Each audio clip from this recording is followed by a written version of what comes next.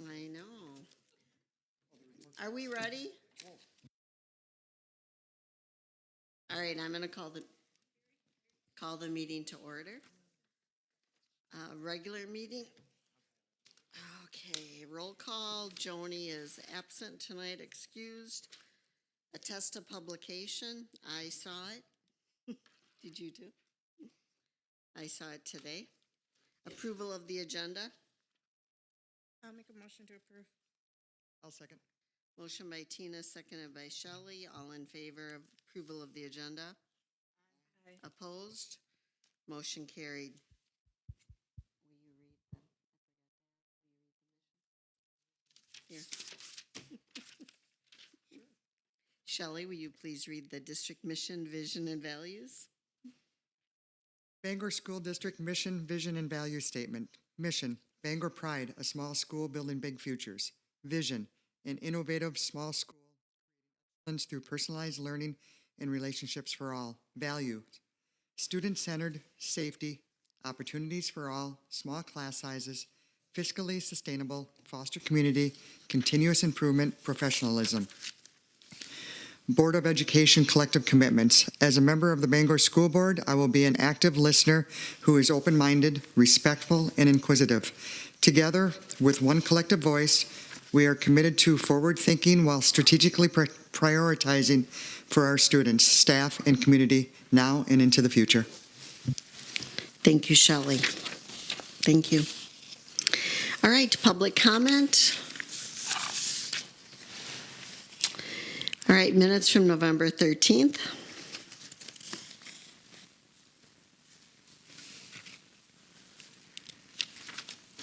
I'll make a motion to approve if there are no questions. I'll second. Motion made by Tina, seconded by Lisa. All in favor? Aye. Opposed? Motion carried. Thank you. Student report, Sophie. So first of all, I saw Sophie on TV tonight, Channel 19, regarding her B Club, and tell the group what a wonderful thing representing Bangor with those gifts for kids. And you did a great job representing Bangor and kids, and you being at home and being able to enjoy Christmas with family, and kids that are sick are unable to do that. So thank you. All right, well, first, in front of you, you see a little sleigh. That's from the student council. We put some together for the staff, and we'll be handing them out at the end of this week here. So since the last board meeting, band and choir had their Christmas concert Monday night at the new activity center, and it's the first concert they've had over there since 1997, which I think is cool. The girls had a Thanksgiving tournament over our Thanksgiving break. We went to Brookfield, so over by Milwaukee. We played St. Augustine Prep, and we beat St. Augustine Prep, and then we played the Milwaukee Academy of Science, where we also won that one. The elementary school also had their Christmas concert on Wednesday, the 11th. Also on Wednesday 11th, we had the blood drive here with Student Council and National Honor Society helping put that all together. B Club, what you were just talking about, today, B Club went and we went shopping this morning, got a bunch of toys, a bunch of gift cards, just random hygiene products. We brought them to Amplify Health and then Mayo, so Amplify like Old Gunderson, they renamed it. Brought a bunch of toys and gift cards there for them this holiday season throughout the year. We've been raising money throughout raffles, and we did a chili dinner last week and had a great outcome with that. Of course. And the total that was donated today by the students was $2,800 worth. And at Mayo, they said that that's the largest donation is the B Club donation every year. And that is for the entire year is when they use those. So that was pretty awesome to hear those things. Yeah. And we're also doing a raffle for the same thing tomorrow night and Friday night at the basketball games. SCCLA, they just did a bake sale fundraiser, and they're actually baking all the stuff for it. It's not like they're getting it from other places. And they've been handing them out this week so far. They just started handing those out. FFA had a fruit sale that also came in. They've been handing those out. The boys and girls hockey are in full swing. It's exciting. National Honor Society has been taking part in bell ring at Hanson's IGA in Bangor. Now looking into the next month, the girls will host a holiday tournament here, the 27th and 28th, and they'll play 2 games. The boys basketball, also on the 27th and 28th, will be playing at Just a Game in the Dells for their holiday tournament. Bi-State is also, for wrestling, is also the 27th and 28th at the Lacrosse Center. So a lot of things over break. Student Council will be finishing up their hat and mitten drive, which we've been doing during basketball games and had a great outcome so far. Student Council will also be selling hot chocolate to students this Thursday and Friday to celebrate the holidays coming. Tomorrow night, there will be a potato bar before the basketball game held by the Bangor and Salem FFA alumni.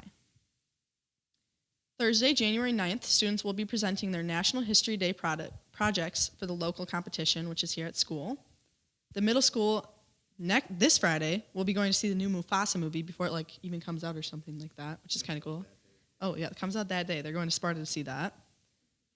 And lastly, the high school WCDA Honors Choir will be performing January 10th and 11th in Appleton. And that's all for this one. Thank you, Sophie. Thanks for coming and taking your time. Good job. Can I just say one quick thing about the B Club and the drive that you guys do? That's pretty awesome. But I think Mr. Chaplin and Mr. Mullenberg deserve a lot of recognition for that too. I know Mr. Chaplin puts a ton of work into getting you guys on track and raising money and organized. And I know you guys have an enjoyable day when you get to go do that. So, yeah. Probably the whole day. Not exaggerating.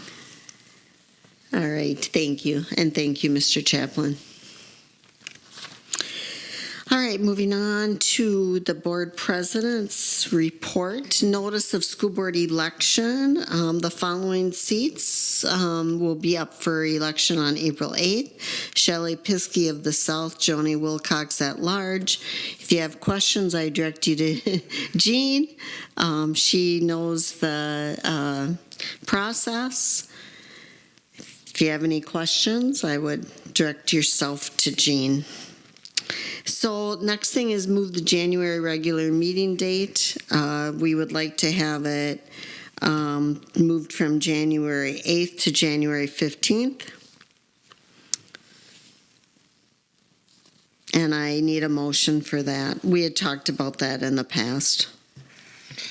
I'll make a motion to approve the regular meeting for the month of January 2025 from January 8th to January 15th. I'll second that. Motion made by Lisa, seconded by Shelley. Any further discussion or questions? All in favor? Aye.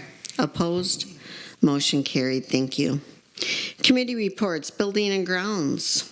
I believe that's Shelley.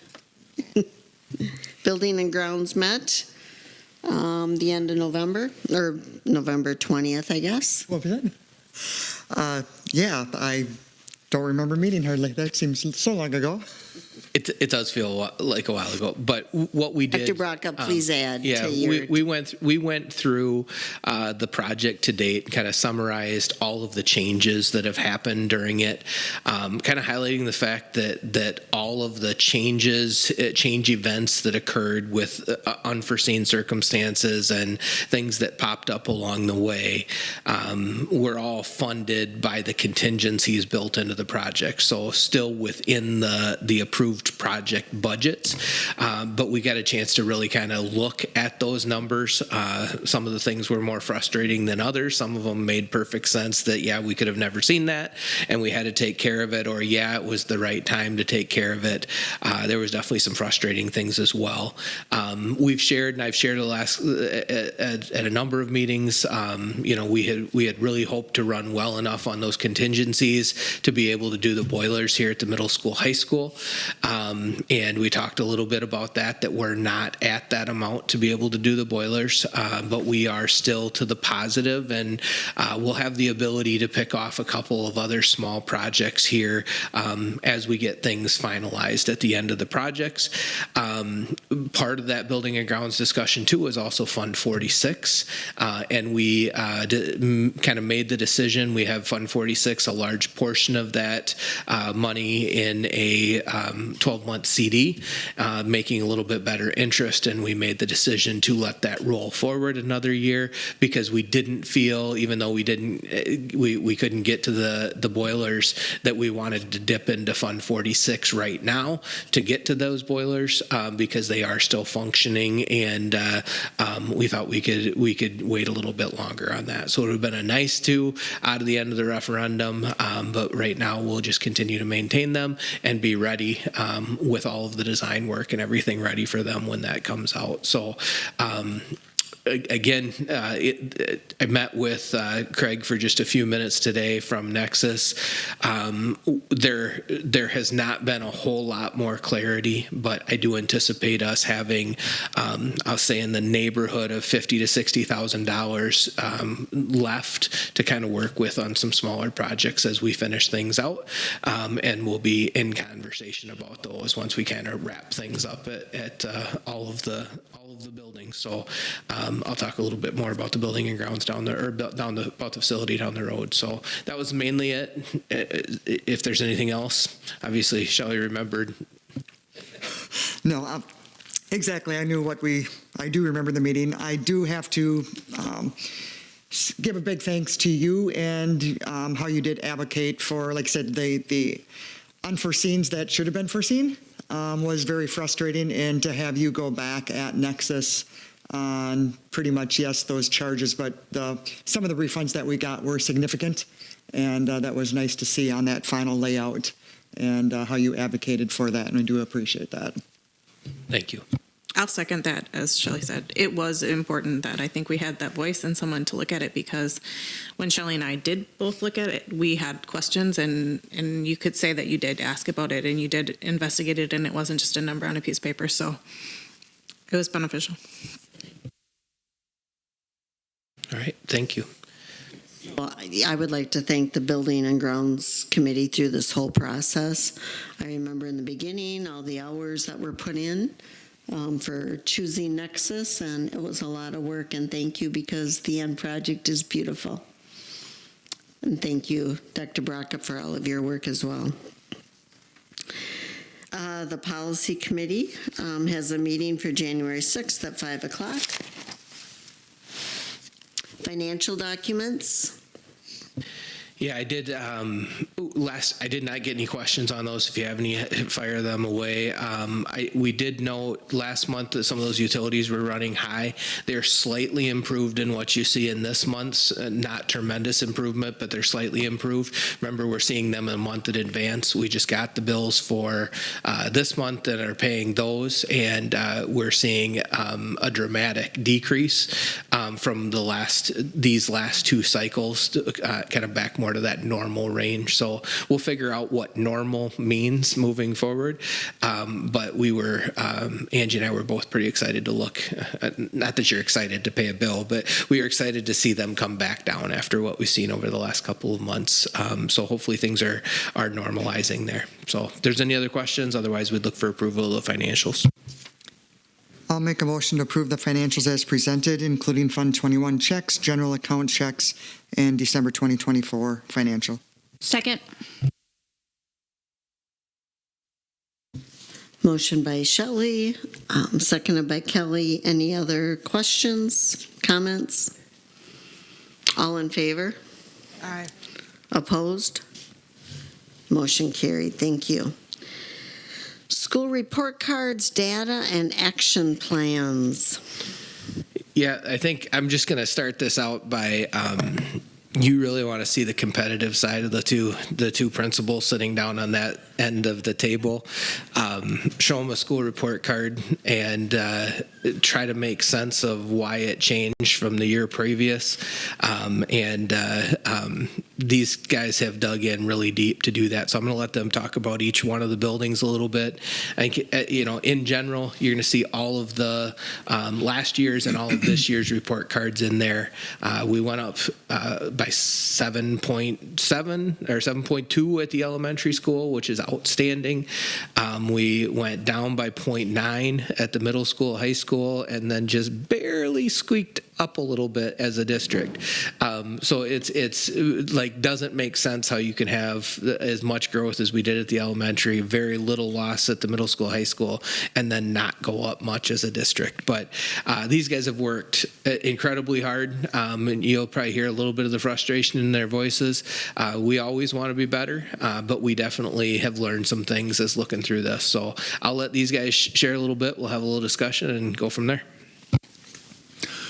So I guess first up is the elementary side of it. Like David said, we jumped 7.2, which is about 2.3 points shy of where we should be, and exceeds expectations. But our rating meets expectations, and between Rick and I, it's very complicated to see what changes. I say all the time, when the scores go down or the scores go up, we do what we do. We're really good at it, and if something happens where it goes down, you really don't it's hard to fake a great score, but it's not complicated to fake a low score, right? So when things go down, you're like, okay, how much you read into it, and we didn't just forget how to teach math or how to teach reading, but when you get a good score and the kids achieve those types of things, that means not only is your academic philosophy or strategies and all that effective, but now you've got kids buying into it as well, and you put them in a place where they can be successful and think clearly and run through the process. I think we did that this last spring amongst all the construction, which was something. But I do commend the staff. They work really hard. This is really important to everybody, and we did get our students performing at a higher level, which was exciting. Probably one of the if you go to the next one, John, this is both. You have this on your screen, and I can't read it up there, but. There's 4 quadrants that really go into the score. You get achievement, growth, target group outcome, and on track for graduation. Probably the piece that I'm most, let's say, proud of is the achievement side of things. I sent out an email to our parents last week that we jumped a little bit on our achievement, and certainly above the state average in both, significantly. But when you really look at like kids they changed the terms from proficient and advanced to meeting and advanced this past year. So we're up 26.4% in math for students meeting and advanced. We're up 23.4% in literacy for students meeting and advanced. I think that's significant. I think when you can move kids from the lower basic and below basic up into the meeting and then the advanced area, I think you're doing good things, and we were able to do that. But achievement, if you go to the next one, John, please. If you look at our overall score, this is the Scenic Bluffs. Obviously, we compare really well we topped everybody except for Royal, and I will throw this disclaimer, nothing against the Royal staff because they're great people and everything. They only had 2 of the 4 categories scored into this, where everybody else had all 4 categories. So if you go back one, John, they didn't have the target group outcome or the on track for graduation, whatever that reason is. I don't spend a lot of time looking at their stuff, but that is what it is. So we're doing really well, and we do this group of principals. You can go ahead, John. This group of principals, we talk regularly. We ask each other questions. It's a good group, and I know that they have some real frustrations that they're working through on their end, and we try to help out. I have had a number of these guys call me just personally and ask what we're using, what we're doing, those types of things. And when you can lead amongst any group of people, I think that's really a place that we want to be in Bangor. This is probably more exciting to me, I guess, than the whole score, because our achievement, if you look, our achievement is higher than everybody. And that means that our kids are not only learning, but also being able to demonstrate. And those are two very significant things that are very different in a lot of ways. I taught at La Crosse for a long time, and we had a really cool program called School on the River for a lot of years. And my kids knew a lot of information that nobody ever asked them a question about. So they never got to, in that science realm of environmental education, they never got asked what they really knew. In this situation, when you got kids that not only know, but are able to demonstrate, I think that's a win for them. And I think that we were able to do that here, and hopefully we can continue to work that same outcome for the year to come. So. Any questions on achievement or anything like that, or the score? No. Well, what do we do with this stuff? You can go to the next one, John. So we identify groups of students who need additional support. That's what we do. We don't really use Forward for that. We have lots of different ways to do that. Forward is too untimely. This score showed up. It was supposed to show up probably in July, and I don't think we got access to them till October, something like that. So you really can't do anything about it, honestly. You can't look at that and look at the kids that are sitting in front of you and say these are the same kids because they're a year older and moving on type thing, or at least 7 months older. We do use Ames Web Plus, which is the new screener for Act 20, and then we use the MAP screener as well to identify groups and use interventions, and that's been going on for a long time. We have changed some things in the last couple of years to really focus on the bottom 25th percentile with intense supports, and then the bottom, so then 26th through 40th percentile is more of a push-in model. And we've done that over the last 2 years, and I would say that we're having some success with that process.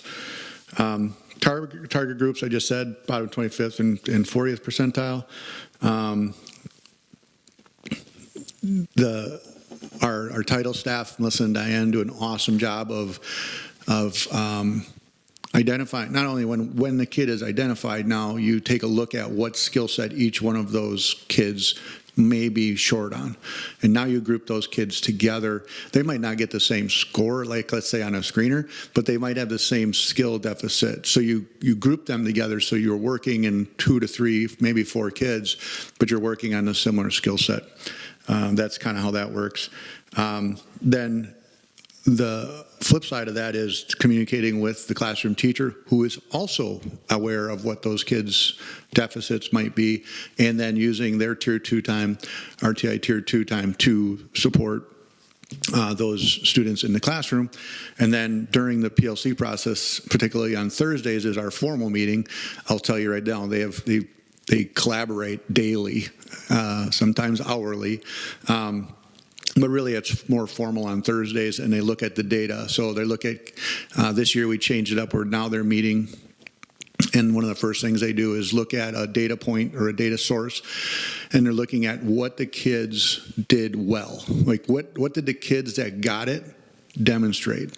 So what we're trying to identify is which instructional strategies stuck with the students that made them successful.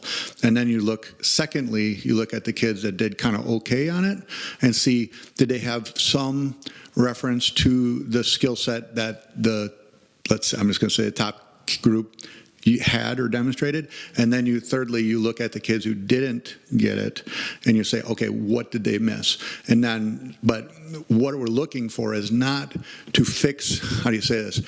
It's not necessarily to fix the students who didn't get it.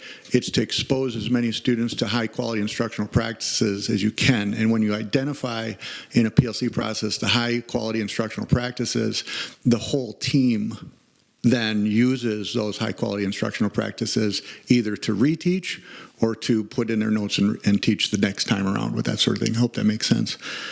But and then on the bottom there it says Ames Web Plus screening repeats itself. We're actually starting the week we get back. So on that, if you want to go to the next one there, growth. Growth has been a challenge. It's hard to calculate, but you can see this year we were up with our growth model. Again, across all the scenic bluffs, we were tops in our main score, but our mathematics certainly came in higher than what our literacy did for growth, and that's easily said. It's how did the student do last year, how did they do this year, and what was their growth over time.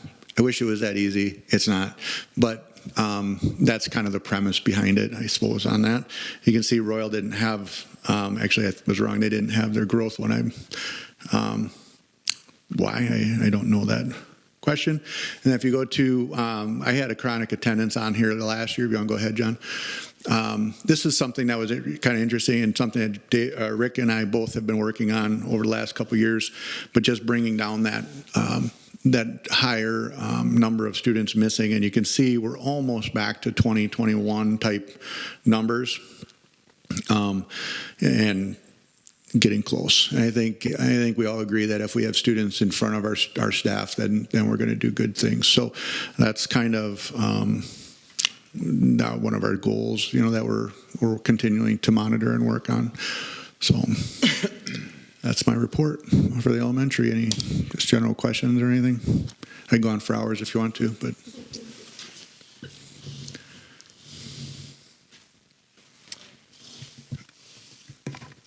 All right, John, can you pull my spreadsheet up, please?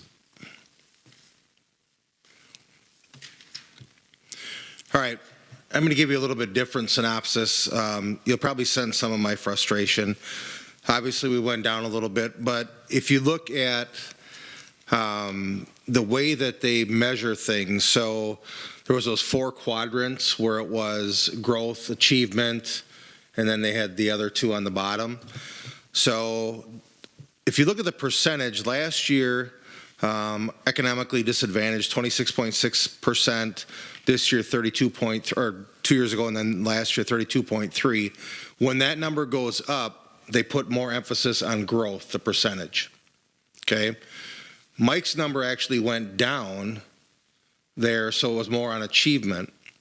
And that's important to understand, because if those numbers would have stayed the exact same, just economically disadvantaged, we would have actually went up with what we scored. So the more I learn about this, the more frustrated I get. But anyway, and I know we can't. I know there's reasons for it, and we can't control that. But if we'd have went down like Mike's did with the numbers we have, we'd have scored just about the same as elementary school.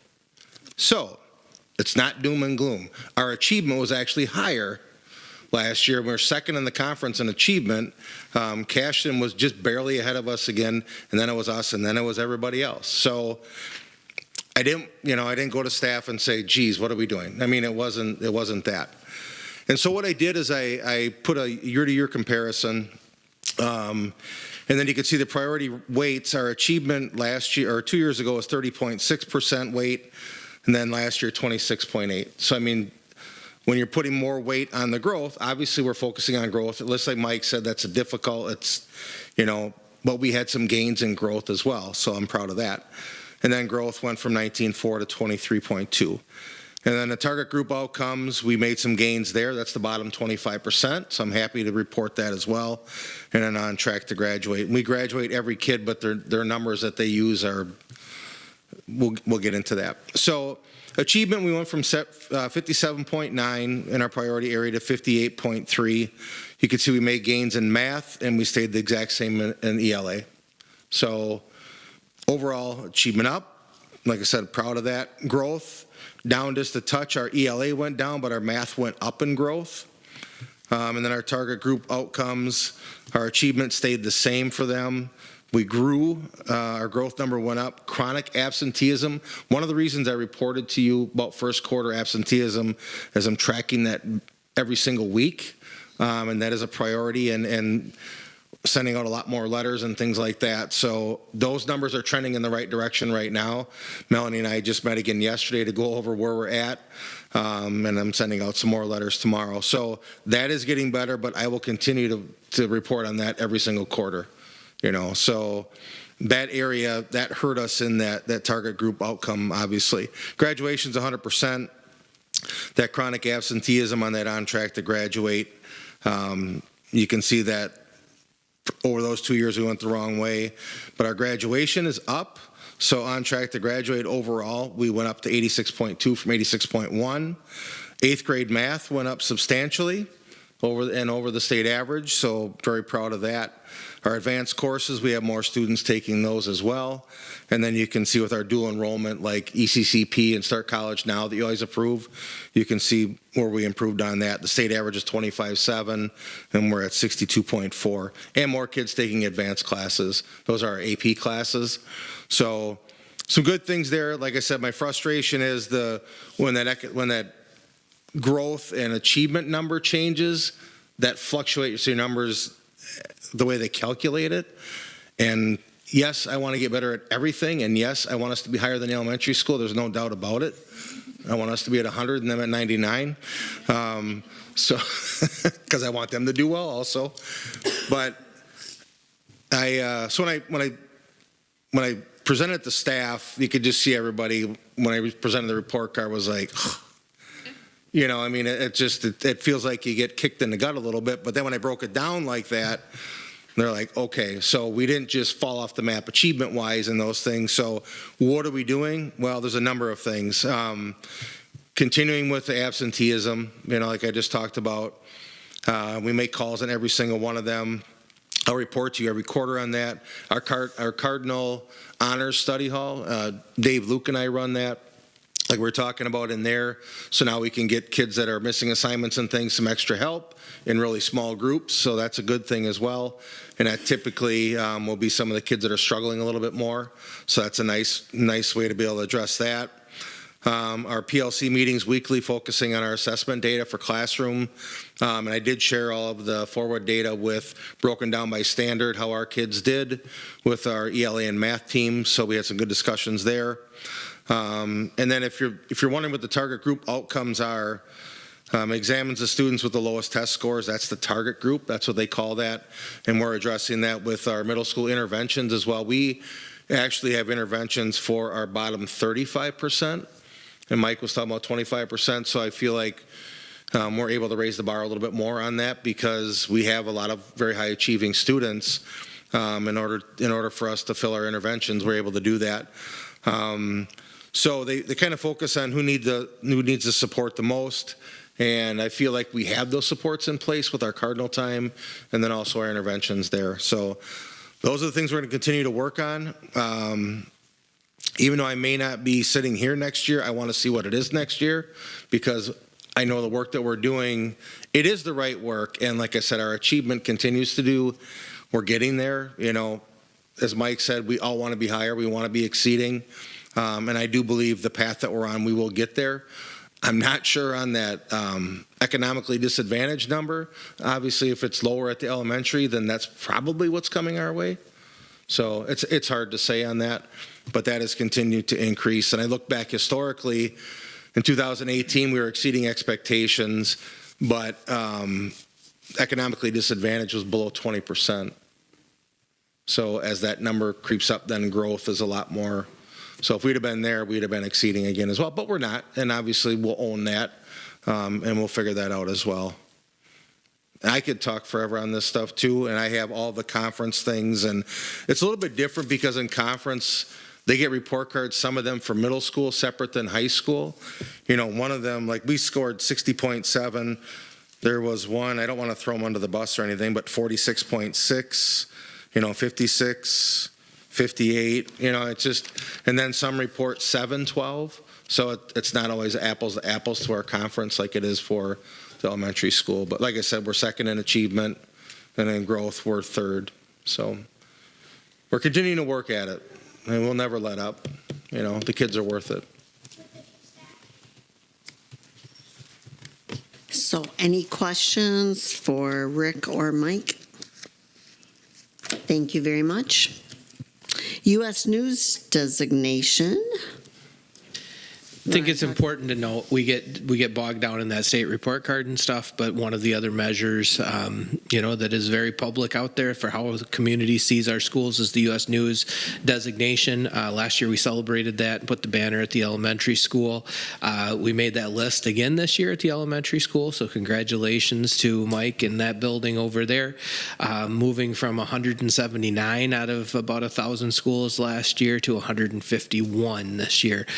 So continuing an ascent up. And again, when you compare that to our conference schools and even all the schools in the county and stuff, we stand out in this area at a 151. So huge congratulations to them, and we want to make sure we're taking the time to have those celebrations as well. So I think the one thing, and I say this all the time, but schools like us is really important in this category. I think this, or even the state report card, community schools we don't have a north side school or a south side school. We have our school, and when you really look at our schools, our community schools, schools like us that serve the entire community are doing really well, and I think that is we don't have all the rich kids in our school. We don't have all the poor kids in our school. We serve everybody in our community, and we do it really well. And I think that's part of this recognition too. If you look at the Western Wisconsin, it feels good to be ranked at the top. Their criteria is, they've never come and talked to me, so I always like, okay, but they do look at things that are available to them, whether it's class size, student to teacher ratios, those types of things. And so it's nice, but we have other work to do. So I think it's exciting. Congratulations. I normally would ask you guys a ton of questions on this conversation, and in the years past I have, but I'm now kind of where you guys were, where I feel like it's some of the things that they put on here are uncontrollable and a variable that you don't control. And I find that very hard to put on a statement like this in a ranking for people to just see a number. So thank you. We appreciate it. Yeah. To all of the staff that comes in every day. It's really about the student in front of you, not always the number. Yeah, it's really hard to have a number like Rick and I go through this, pressure and whatever it is, and we probably put it on ourselves because that's kind of who we are. But when you get a number out there and all that is seen is the number, but then when you look at our things like both the middle high school and the elementary, our entire district, the achievement that our kids are having, and then you see other schools where their achievement is half of what we're doing and they're getting a higher overall score, you're like, what? And we have no control over that, so we're very proud of what we do. We talk all the time, and we work really hard at this. And I think especially when, again, you go back to our school district serves our entire community. We don't turn anybody away, so I think that's something to be proud of. Well, and I'm on our goals committee too. So I usually see you guys in there, and I ask all the questions in there, and we go through all the things that you guys are doing every single time. And even with the days that we've added every month too, and the collaboration that I think you've tried to build since coming back from COVID are all things that have just improved. So I thank you. I'm going to echo Tina. Thank you both. I know that your hearts and your heads are all with our students, and we can't ask for anything better, and all of your staff too. So thank you. And it isn't only about the number. It's about the attitudes our students have. Look at Sophie, look at the B Club, the elementary, all of the good things that our students do. It makes a difference. So thank you both for that leadership. Anybody? I'm going to add just one more thing because it's the right time and the right topic. These guys, the work that they do, the staff, the work that they do, the continued community support. When he's talking about the interventionists, and we're talking about the percentage of kids that are getting support from an interventionist, our class sizes, our personal relationships that we are able to make with all our kids happen because of the ongoing community support through the operational referendums and those types of things, which is coming up on my list here to talk about. We look very, very different, and this is an incredibly different conversation without the community support for our operational referendum. So as we come back to that, it is just essential that we continue to do the work and make sure that people understand that what we have didn't just happen. It didn't happen overnight, and we need to continue to support those things moving forward. So I'm sorry that the time is perfect as we talk about all of the efforts that they're putting in, as we start to look at what we would look like without that. So much of what they just talked about goes away, and we can't afford to let that happen to our school and our community.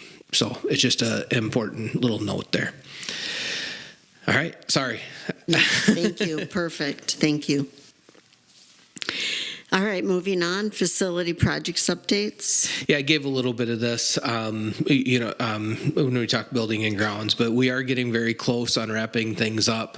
The punch list is very short at the elementary school. There's a few pieces that we're still waiting for, some cabinets that are getting redone for us to function the way that we want to have them function. Just, little miscellaneous things here and there. It's feeling pretty darn close to the way it should be over there for operations. We've had, including even last night, in crews in here doing some final repairs on our floors that we weren't real satisfied. So punch list items getting taken care of here. Some garage door type adjustments happening today. So just the things that have popped up. We've continued to have those things improve. So these two buildings are feeling really good. And then for those of you who are able to be there or have heard, to have the concert at the activity center on Monday night for our middle school, high school is just an amazing feeling. It feels like we really, really accomplished something with the use of that space. And then to see it flip over and be used for basketball, and know that the youth will be able to use for volleyball and badminton and pickleball, all of those types of things moving forward. The batting cages coming in hopefully in January. All of those pieces, when we start to see just how functional that space is at the activity center, and just the opportunities that we're providing for our students there, it's just it's an exciting time. I am fully ready, if I haven't said it yet, for the contractors to not be here. They're wonderful people, but I am just ready to have our schools and be able to function and know that everything's going to do what we want it to do. So that's kind of where we stand. I talked a little bit about the financials when we talked about building and grounds. So any questions there? All right. Thank you. Operations referendum. Yeah, so I have this kind of that same list of those things that we're working on at this point in time from last month. Beginning to set the stage, we have the new question for a 3-year non-recurring referendum at $900,000 a year. Obviously, we'll have some conversations about that yet coming up, but the feedback that we continue to get, whether it be solicited. Mike and Rick actually went Monday night while I was at the concert and visited with the folks at the town of Bangor. And whether it's that feedback or whether it's the feedback that we got kind of as part of our conversation when we were looking at our I keep forgetting the word for it, at our 5-year review process, the feedback we continue to get from our community is that people were not comfortable with the recurring. Not about the amount, they understand what that is. Nobody has shared that the amount. I think when we start to really break down what that amount supports, it's pretty clear to see that it's what makes our district, and without it, we would look very different. So I think that's good feedback. We'll continue to seek some of that feedback. We'll have an extra week to make another meeting. I believe Burns during the 8th of January when we just moved that meeting from. We'll be able to get to that one before our next meeting, and then we'd looked for that new resolution to be approved at our January meeting. A 3-year non-recurring $900,000 a year is what we're talking about now. So if there's any other discussion on that, but that's kind of what we're hearing and our intention to move forward with that. Any questions? It just has in our notes that January 8th, so it'll be January 15th, and at that meeting, we will have to have our question ready and Correct. approved for the ballot. So there'll be no conversation prior to that. Closed session a little bit tonight. Okay. Yep. As we look at some of what the cuts would look like and so they'll be part of that conversation ahead of that vote on that night. And we could, if people were not comfortable, we could put in another meeting. I think we got another few days before we have to have the question approved. So we if you really wanted another meeting in there, we could.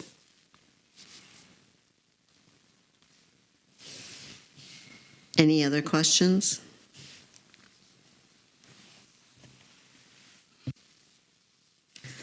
Okay, moving on. 5-year self-evaluation. Yeah, I can spend a lot of time on this, or you guys have had it and had the ability to kind of review it. It's worth noting, if you look at this document, starting on page, I believe, 3 of the document, there's a general overview of the PI 9 state requirements, the admin code on the pupil non-discrimination reports, and cycle 1, 2, 3, 4, and on down, all of the things that have had to happen over the years and a timeline for review.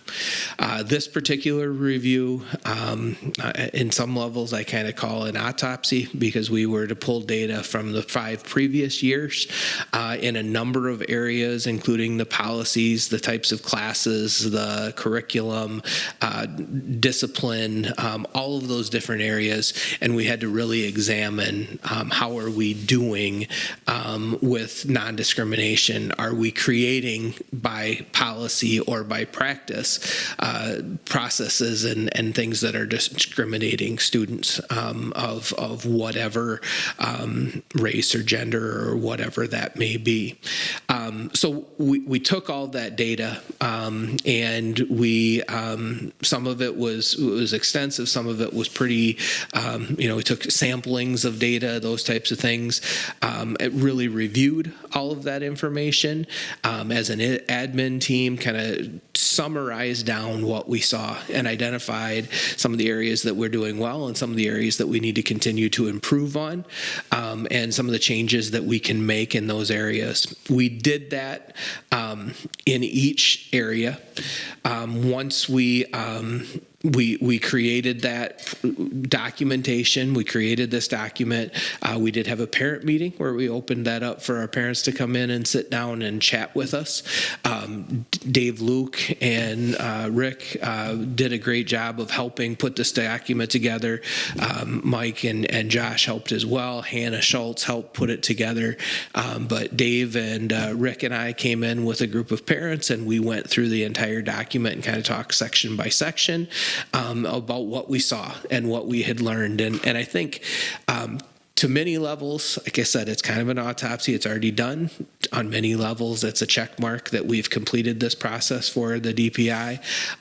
But there were many things that we did take away and learn from that. And I think we also got some really good feedback from the parents talking about how much they appreciated the course offerings that we offer at our middle school, high school, how much they appreciate the mental health supports and the full-time guidance counselor at the elementary school, and having talking about the fact that just it's a different world than it used to be, and having those mental health supports at an early level and teaching kids how to deal with stress and anxiety and all those types of things was important. So being able to really have this start that conversation with folks as we looked at policy, as we looked at procedures, and we looked at all of those types of things. It was a helpful document from that standpoint. I think we got some good feedback, and we tried to capture a lot of that in our findings throughout the course of this document. Ultimately, we have a document that we've created that we did the process that DPI asked us to do. So, I'm happy to answer any questions or look specifically at any of these types of things. But you've had a chance as a board to review this document. We're looking for approval of that document. And then I don't even send this document to the state. It is live on our website, so there's a link to that. And I send a letter to the state attesting that the board has seen this and that we have completed the process. So that it is, it's more really that reflection and review for us. So you have any questions, we're happy to talk about them. Otherwise, I'd look for approval of the 5-year self-evaluation. It's the first time that the 5-year self-evaluation, if you look at that page 2 or 3 and 4, it shows you kind of the timeline of how we've looked at this. We do yearly reports to DPI, and some of this data is actually pulled back from the reports that we had given them right from their website. But this process, yes, it was a first time through it for all school districts. I will own it was supposed to be done in May, and with the referendum, this fell behind the process for me. So I'm owning that completely, but it is done in 2025 or 2024 and sent in, and we have done what we needed to do. So the data that we reviewed is the same data that we would have reviewed. So. If there's no further discussion, I'll make a motion to approve the 5-year self-evaluation as presented and discussed. I'll second. Motion made by Shelley, seconded by Lisa. Any further questions or discussion? All in favor? Aye. Opposed? Motion carried. Thank you. Purchase of elementary flex seating. I'm going to let Mike go ahead and talk about this, his building.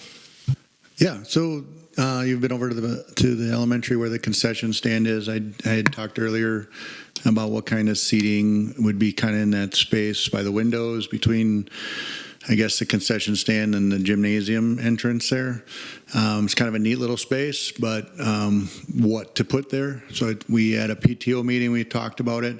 We talked about putting 2 kind of stand-up, I guess, for high standing pub table type things next to each of the 2 windows there, and then have one of these octagon tables out from that just a little bit to kind of help with the seating in that area.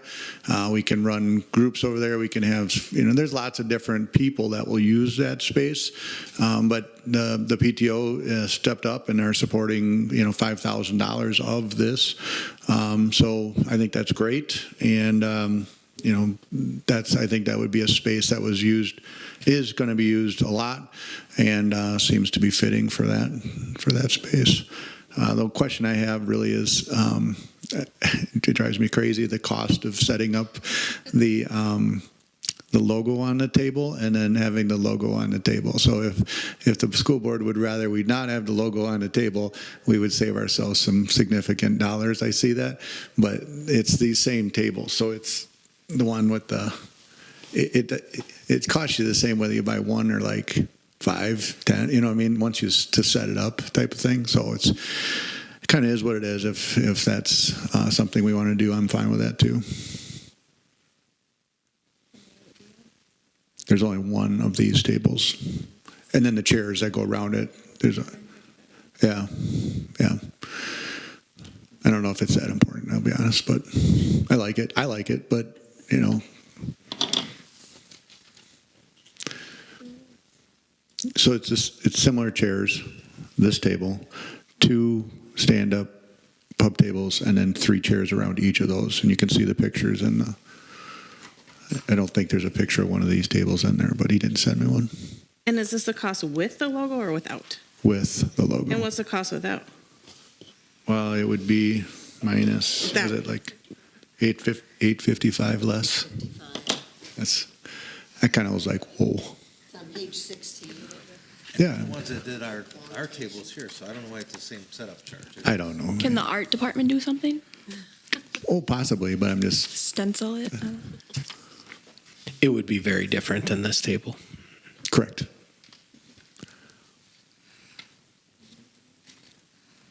And I'm probably going to drive to Minneapolis to get it because it's way cheaper than, So if approved, the cost to the district would be $1,644.04, unless Mike goes and gets it, and then it's a little bit less.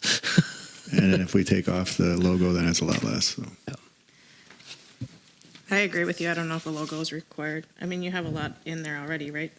Like, do you have something on that wall, the wooden wall? Is there? Not yet, but someday.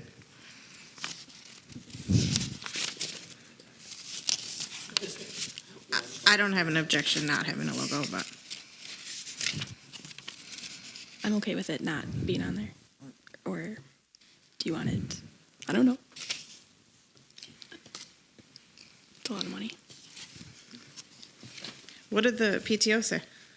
They're the ones putting in quite a bit of money here. They said logo right off the bat, you know, They because they want it, like the tables, so- but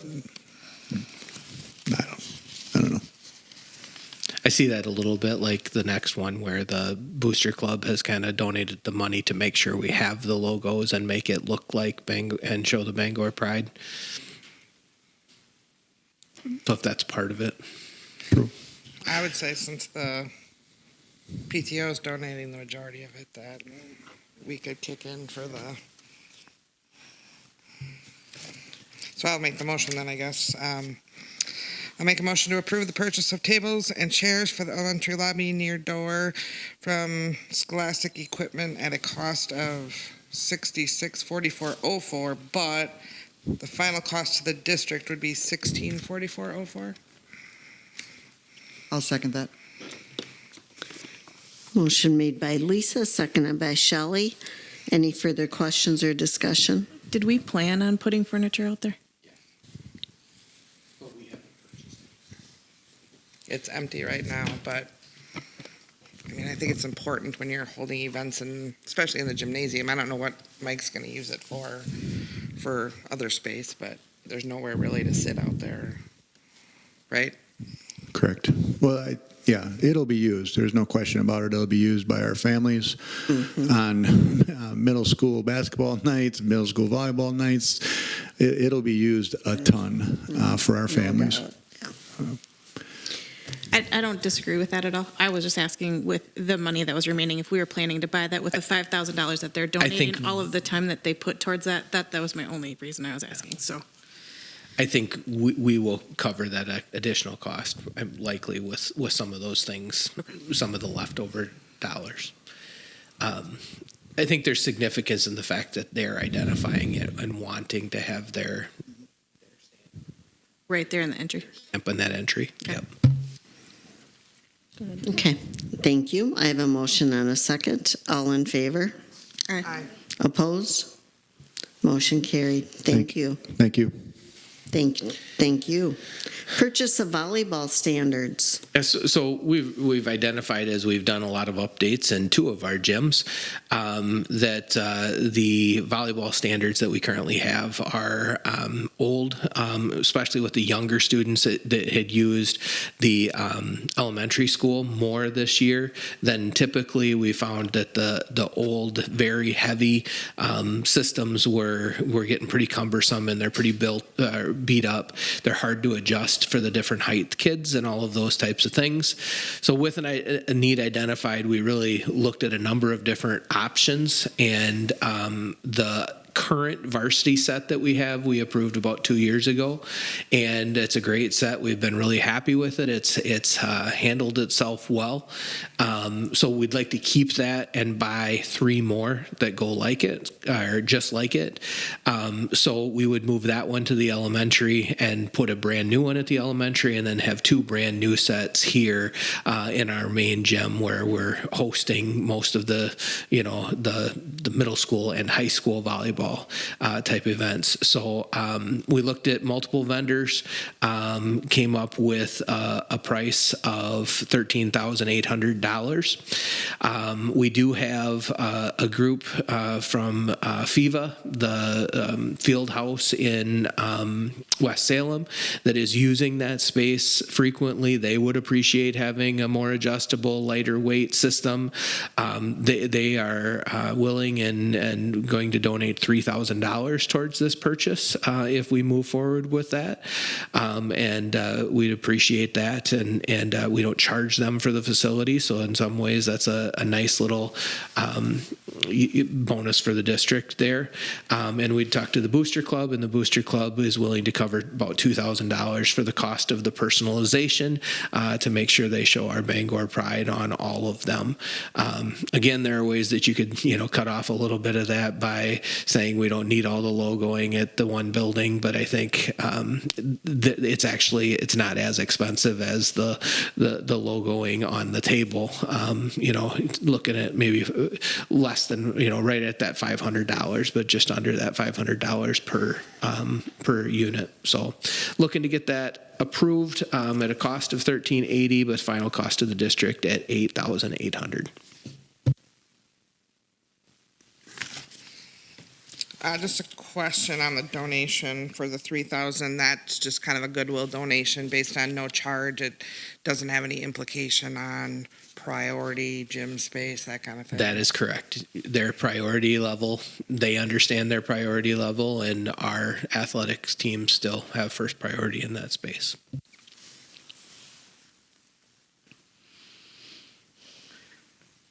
I'll make a motion to approve the purchase of 3 new volleyball net systems at a price of $13,008 from Chippewa Valley Sporting Goods, with the anticipated cost to the district of $8,008. Second. Motion made by Shelley, seconded by Kelly. Any further questions or discussion? All in favor? Aye. Opposed? Motion carried. Thank you. Okay, moving on to personnel. We've got hire of a head softball coach. Yeah, we Dave Barrett had coached here for a number of years and retired at the end of last season. Trisha Jones was actually one of his assistants for a few years. Did an excellent job in her assistant role. Would like to step up into that varsity role. Did a great job as that assistant. I think has a good rapport with the kids, and very vested in improving, continuing to improve. Not only the wins and losses, but the participation level that had really kind of fallen off in the last couple of years, and has shared with me she's got good numbers looking at what they've got signed up for next year already. So looking for the approval of Trisha Jones as our new head softball coach.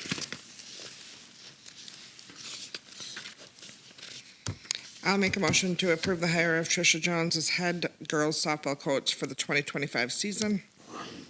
I'll second.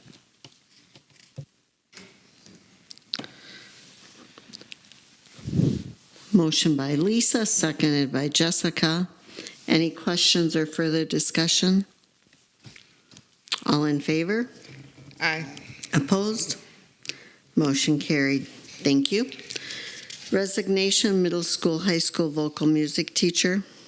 Yeah, we're not ending the year on holiday joy with the next three here, but Ryan Stumpkes, who was hired this year as our music teacher, came to the district, has been just an incredible asset to our district and to our team, and unfortunately has been approached from the public or from the private sector, and has been given a job offer that he can't refuse for he and his family. He really tried. We've talked about it a lot, trying to get it to be able to get through the end of the year, but he needs to start January 13th. And because everybody else's year in the business world works more on a calendar year than the school district year. So he did a great job with our fall concert and our just the winter concert we had this week. He would like to, if we'll allow him to stay involved with the music program and help with the spring musical. But his resignation would be effective January 10th. So looking for approval of that resignation.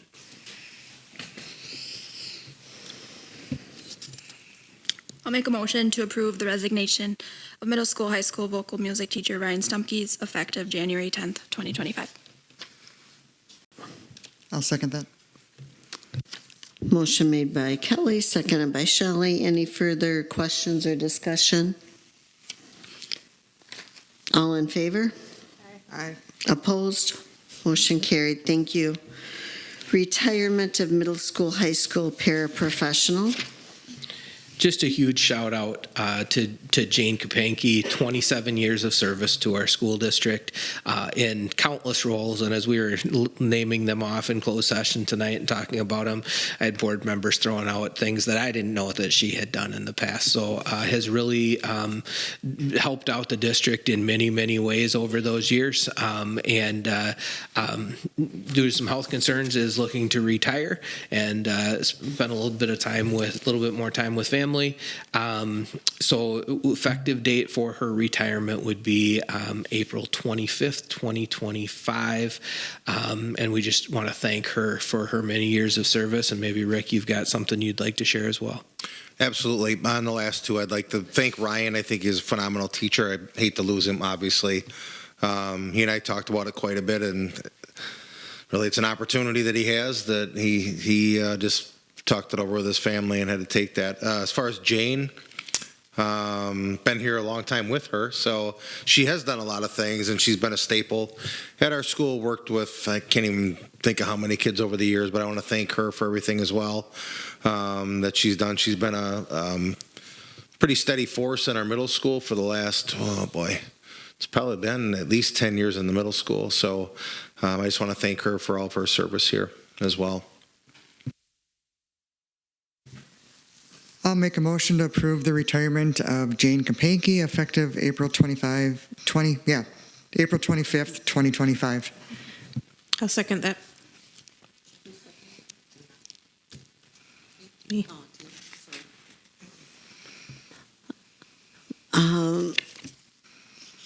Okay, sorry. Motion made by, I don't know who made, Shelley, sorry. Motion made by Shelley, seconded by Tina. All in favor? Aye. Opposed? Motion carried. Thank you. Retirement, middle school, high school principal. Yeah, I don't know if I even want to talk about this one, I don't. But I will tell you that there are some people that put a career in and they're lucky to leave a thumbprint where they've been. Rick Mullenberg has left a handprint on this community that will be visible forever. And effective June 30th, going to enjoy his retirement. I do think we may have him talked into, we might still see him on a sideline every now and then and supporting the district, which we would love and appreciate to continue to see that. But I haven't known Rick as long as many of you has, and he's just an incredible human being, and want to thank him for his years of service and wish him the best in his retirement. I don't know if I should talk because I might go on too long. But anyway, no, I'm very thankful. You know, it's been a great 27 years that I've had here. I've got to work with some great people. I've met so many families. I've lived in the community now for 17, 18 years. I've enjoyed that. Just the everywhere from the school board members, administration, custodians. I go back to Ed Eichert, Harry when he was here. I mean, just thinking back on a lot of the people that I've been able to work with. Started my first year with Ron and Deb down in teaching 5th grade, and it's just kind of funny when I reminisce like that because, like Emily Schmitz, Julie's daughter, was in Ron's class right next door, and now she's got 4 kids or the whole tribe. But just so many great memories that I could go on and on. But I won't. But I feel very fortunate. I didn't ever think that I would stay as long as I have in Bangor. And what's kind of funny about that is Claire Rasmussen, when I first started here, for those of you who know, Claire was athletic director and PE teacher. And he said he planned to come here for a year or two and then stayed here for 30. And I thought, wow, how did that happen? Now I look back and say, wow, I mean, it's easy to have happen because I think Bangor, if you're, I'm from West Salem, so not very far away. But at Bangor at first, they're a little bit leery of people from the outside. But I tell you what, once they embrace you, it is really something. I don't want that to sound bad. I just mean that once you're a part of it and people know that you are for Bangor and for the community and the school, there's nothing like it. And the support, and very passionate about our schools, our community. One thing I really appreciate about our community as well, our school is our community center, right? And we have so many people that come through these doors. There's some of the same guys I sit by in basketball games and things like that I have for years and years. And the one thing I'll really cherish is I'll still get to do that, right? I will miss walking down these halls and talking to students every day. There's no doubt about it. I mean, you dedicate your life to something, and I feel very, education is extremely important. It was the right time, for my family and I. It was a tough decision. I really hopeful that, for the future of the district, great things happening. As David said, Todd Grant has already talked to me about coaching football again, and you will see me on the sideline again this fall or helping out with them. That'll be 30 plus years then, which is what the heck, you might as well keep going, right? But I have a lot of pride in our schools here. Almost 90% of my wardrobe is red and black and Bangor on it. And somebody asked me, one of the teachers last week, no, it was somebody at the bowling fundraiser, Paul Whitmer House. He said, how do you get up, or how do you choose based on all those conference title sweatshirts and this and that and T-shirts and then I kind of went home and looked, and I said, Kimmy, I'm like, do I have that many? And she goes, just take a look, So, but that pride runs deep. I enjoy wearing the Bangor red and black. West Salem is definitely second to Bangor in my mind, even though I grew up there. But it's because of the people that are here and the students that we have.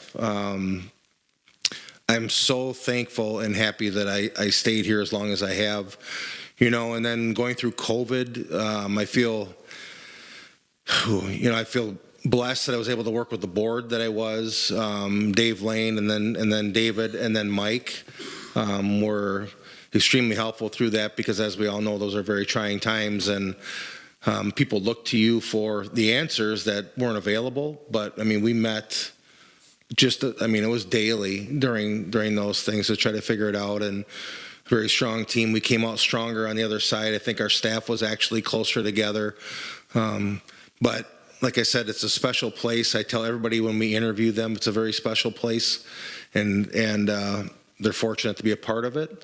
And I think people have asked me, what do you want your legacy to be? And I don't think about that. I just hope that I've been able to touch as many people have touched me over the years, including everybody sitting in this room. So I'm very thankful.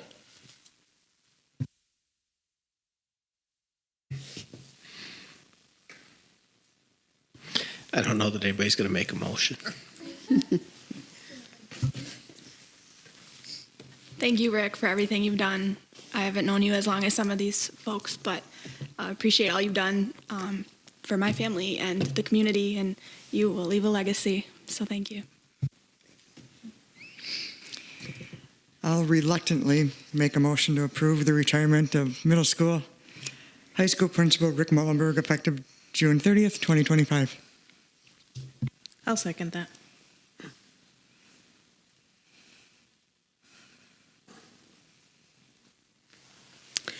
Motion made by Shelley, seconded by Jessica. Any further? Tina. Oh, I'm sorry, Tina. I'm sorry. Motion made by Shelley, seconded by Tina. All in favor? Aye. Opposed? I would like to just say those are 3 really great careers just to celebrate, and the fact that we had that here is amazing. So I know a lot of us didn't want to see these things on here, but I wish you all of the best of luck in your future, and thank you for your career here. Thank you. Moving on to administrative reports. Mr. Chaplin, you can start us off. No? Don't have anything? All right. Oh, yeah, I see that now. Mr. Johnson. Yeah, so holiday concert was already mentioned by Sophie earlier, but just what a show. I really, really wanted to have it at a new facility. I did. David knows that. But I think, excuse me, I think that it was a wise decision to not, probably because the fire code would have been broken on the first event. But man, our families just show up, and Paul, congratulations to Paul. He just continues to put out a great product, and our kids are loving it. And quite honestly, to see Ryan go is really disheartening because they work well together. I know David and I and Rick had looked at the K-12 experience being, moving on from what Paul's doing at the elementary level and carrying that up. But I feel confident we'll find Rick will find someone that's great in that position. So, but yeah, just another great show. Both shows were just packed. I mean, I don't know, we had 350 chairs, and those were full, and then the bleachers were full from end to end, and there were a handful of people standing. So just a great show, always. Marcy Tauscher did all the artwork with her students, and talk about another incredible hire by our district. She is just absolutely amazing as well. Our K-12 art and music is just so much fun to be part of right now. Hopefully we can keep running with that for a long time. With your holiday concert, thank you for opening it during the day for the people Yeah, that we can't. have done, It is so it is, appreciated within the community. Yep. I get told that all the time. So Yeah. even though it's the rehearsal, they love that part of it too. So I hear it all the time too. They're super thankful of it. It's super easy for us to do. It's a little bit slower paced. All of that. So it's good. It's people that are able to make that in. You had 1,000 people in the evening, and then you had how many? I don't know. It was more than what I saw. I'm buzzing around doing stuff, so I don't see everybody get there. But it was more people than I thought were in there. So.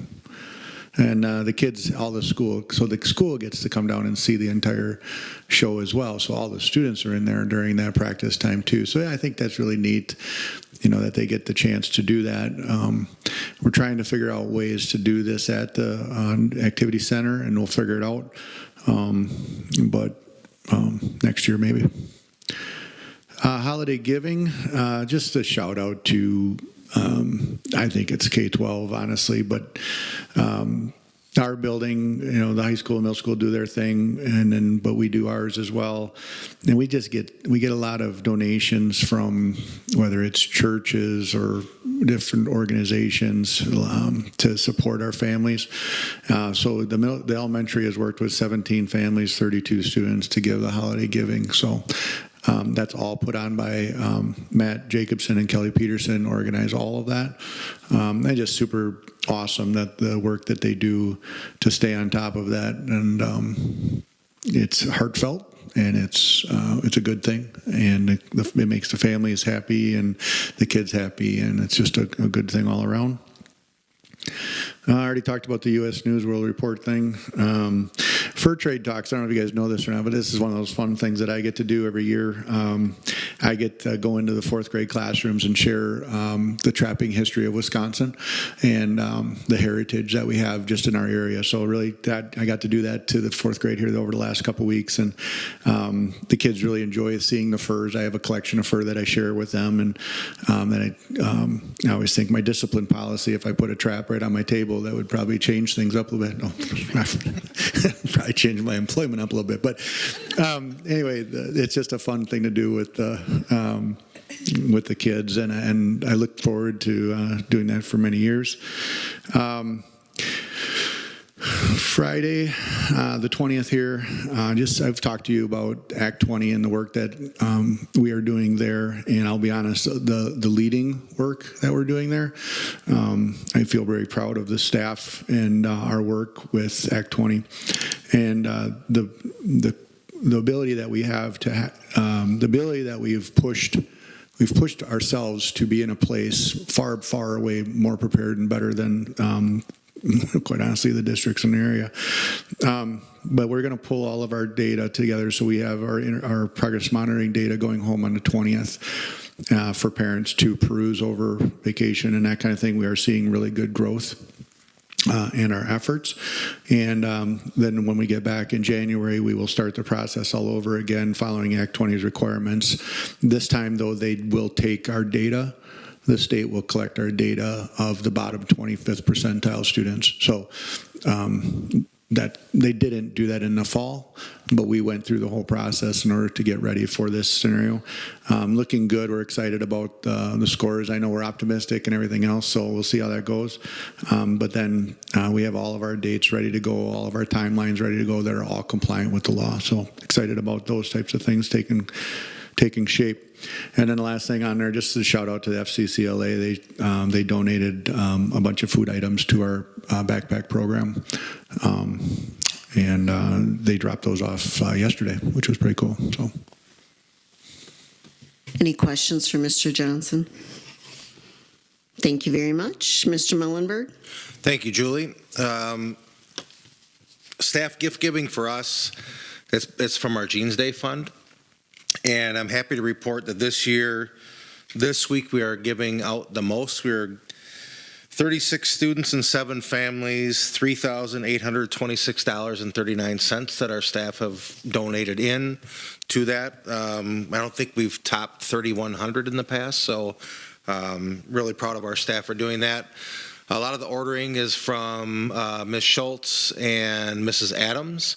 I know Mrs. Johnson helped with some of the middle schoolers as well. And then on Friday on a PD day, I did give staff a half an hour so they could help wrap all the presents because Ms. Schultz said, I'm not going to get all of them done. But anyway, so we're starting to give those out this week, and very happy to be able to do that for everybody. It's really neat to see, and I get to hand some out, and kids come in and open them. And middle schooler came in the other day and said, you can open it here, or you could take it home. And he goes, no, I want it to be a surprise. And he ran out with it and wanted to do it with his parents at home. So that it feels really good to be able to do that. And I'm thankful that our staff donates as much as they do for that, and they get involved with those things. We did also have, it's not on there, and Sophie, we didn't get to it today. 8th graders went to the career fair today at Western. It was also on the news. Dr. Brockup actually went in my place because I was with the B Club. So, Dr. Brock, do you have anything you want to? Well, yeah, I think it's just a great opportunity, and it's put together by the counselors. It's not necessarily, here's career paths that you can go to WTC for. It is everything under the sun. From there was a wildlife biologist there were contractors there. There was a room on if you want to be self-employed. There was a room on if you want to be a mental health therapist, if you want to be a nurse, if you want to, all kinds of different venues, and the kids rotated through 3 of the areas that they chose, and just a great opportunity. You see, 5 or 6 different school districts there. Our 8th graders. Although I was a little bit questioned it a little bit when I got on the bus with them how they were going to be. They represented us incredibly well in that environment, and I think we brought all of them home that we took there. So always, when I'm chaperoning, it's all about counting, right? And we counted right both ends. So yeah, it was a good day. What? Yeah, the other one that I guess that when I stepped in onto, I went over to Coloma with drove the bus over there to Coloma. That was middle school and high school students, or just high school students, high school.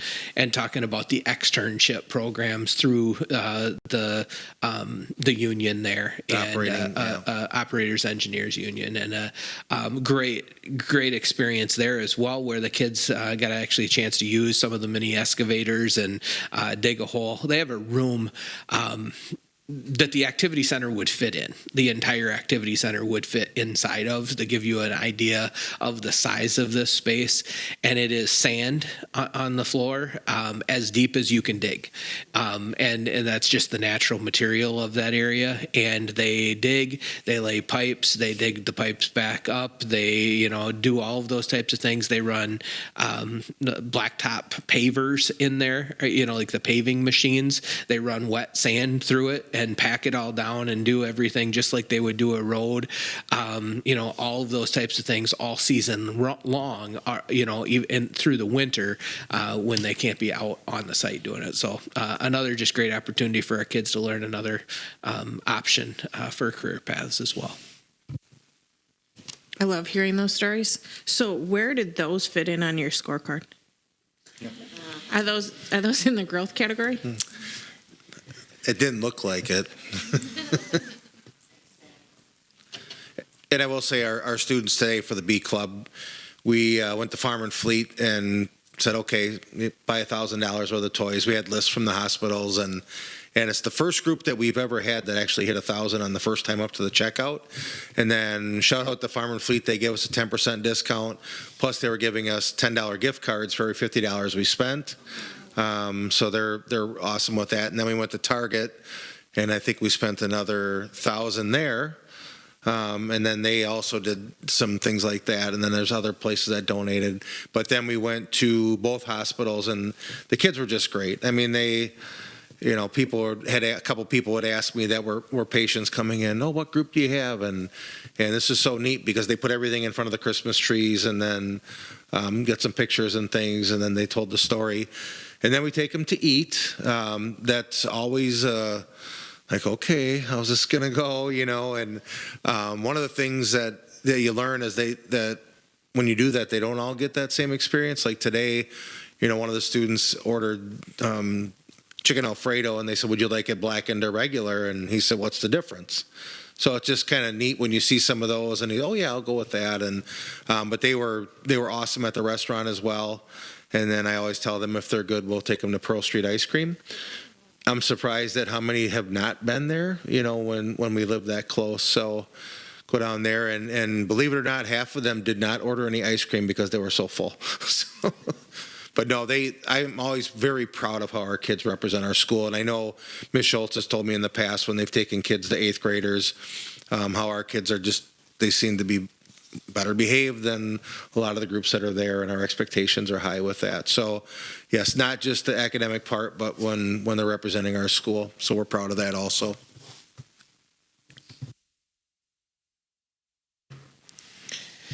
Any questions for Mr. Mullenberg?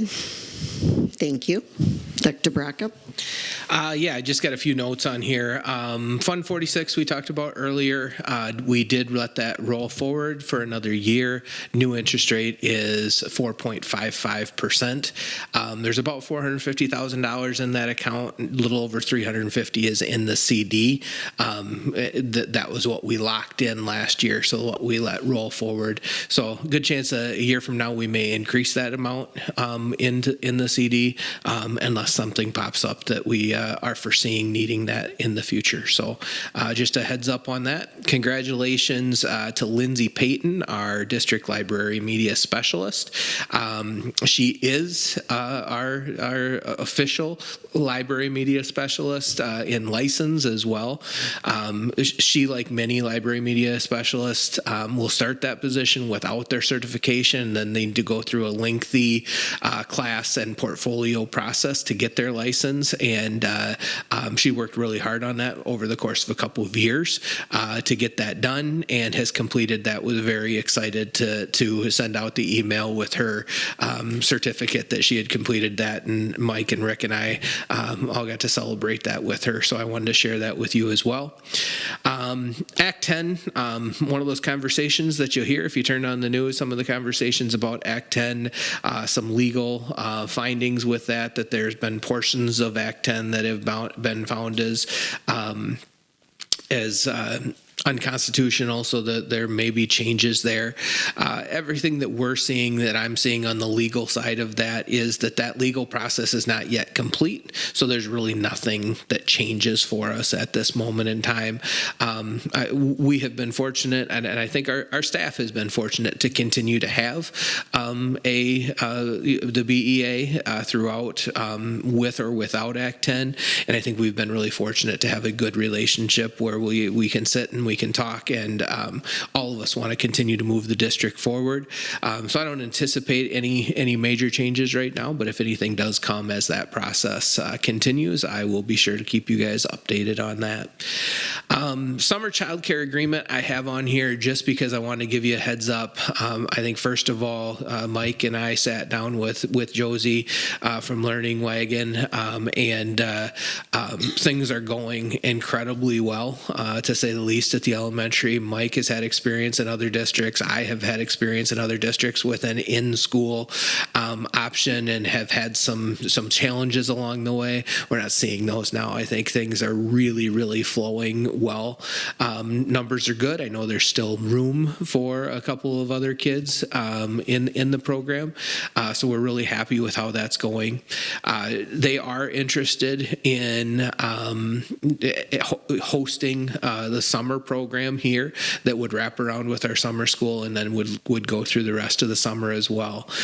We've had a really good, candid conversation on that I do believe that falls into a different category, where we're not usually in the summer planning on cleaning those facilities every single day, cleaning the bathrooms, doing all of that all that upkeep. We're not planning on, usually all of those lights being on, all of those types of things. So there would need to be a cost for the summer. So we've started to talk a little bit back and forth about those numbers. I don't want to push those costs, so that she has to raise prices for families dramatically, because that's, ultimately what's going to happen. She has to be able to sustain her business there. So we're really talking about what would be fair for everybody involved, so that we continue to offer that. But I do think we can have that. As we work on that, it is my thought to at least bring the draft of that to our January meeting, know where the board stands on that, and that way she can start communicating to her families so that they can plan for the summer as well. So at least a draft, unless there's major questions on it, then maybe we can move forward with that, with some cost involved for the summer. Another thank you to Amy Olson. She's, again, they were talking about our arts department and the work that she has done around here. It's awesome. One of the things we talked about at the concert on Monday night was at the activity center, we have tried to hold on to some of that charm from 1958 when that building was built, but yet really make it up to date. So it is current. And part of the charm of that building from the first time I ever walked in it was the circles with the conference schools. They don't make them like that anymore. They were hand painted by students at some point in time. So they were in a little bit of rough shape. We brought them over here. Amy went through every one of them and touched them up to brighten them up and really made them look great. At some point in time, and it was before I got here, when I got here, there was a new Lisbon sign missing. So evidently somebody really thought they needed that new Lisbon sign at some point in time. But Amy created a new one in the same style as the other ones. And if you look at it on the row, you'd probably never pay any attention to the fact that it's a new one versus the old one. So I thank her, and it's so awesome to have somebody like that that can help with those things. And I know she had some of her students helping as well once they were up on the table and kids touching things up and that kind of thing. So kind of worked on them over time, and then we got them hung back up in there. Last thing I think is maybe one of the most exciting things on the agenda, and a good feeling going into the holiday break. We have had a meeting with West Salem. I don't know if any of you are familiar. They have an adaptive sports league in West Salem that is for students with IEPs and students or IEPs 504s that aren't necessarily able to compete in the regular high school sports. So they have a number of schools around the area that are also putting these teams together. West Salem has had that.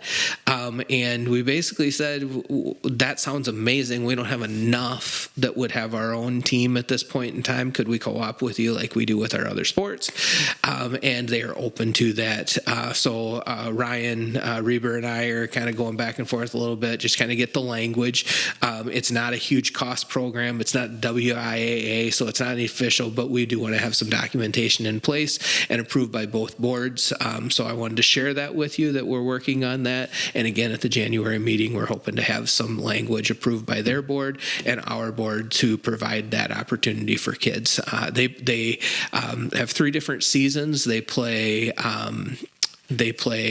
soccer in the fall. Correct me if I'm wrong. They play floor hockey in the winter, or like floor hockey, not ice hockey. And in the summer they play, or in the spring they play baseball. So they're fairly short seasons. They practice 2 nights a week. Their game is on one of those 2 nights that they usually practice. They travel around and get a chance to have some awesome opportunities there. So I'm excited for that. Michelle Harper has been instrumental in pushing for that. Josh has been supportive of this. Michelle has actually said, well, if we do that, can I actually go with the kids and help volunteer and help work with them? And we're like, heck yeah. So she would be heading that way with the kids after school, those 2 days a week, to work with the teams as well and traveling with them. So exciting to see. We heard about it, and we kind of kept pushing and asking, and I think it'll be a great opportunity for some of our families and some of our kids to have another place that they feel included and involved and a part of something. So always a good thing.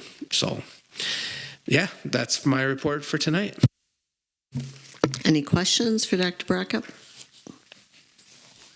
All right, thank you. So removal of items from the consent agenda. On our consent agenda tonight is current openings, our 23-24 financial audit report, overnight field trip for girls basketball, overnight field trip request for the FFA, a maternity leave request, approval of the library plan, hire of a 7th grade girls basketball coach, hire of an assistant girls softball coach. I guess that's it.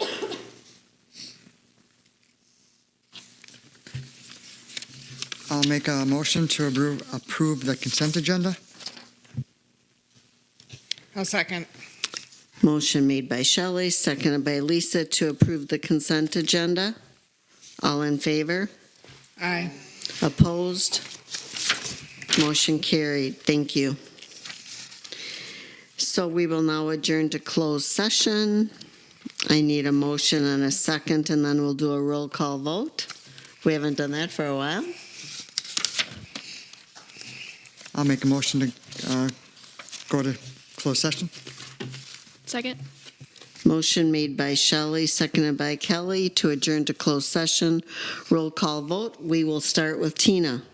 Aye. Aye. Aye. Aye. Aye. Motion carried. Thank you. And as we've done in the past, John, we won't have any action after closed session, so we'll end the recording at this point in time, and we'll record the end time of closed session in the minutes.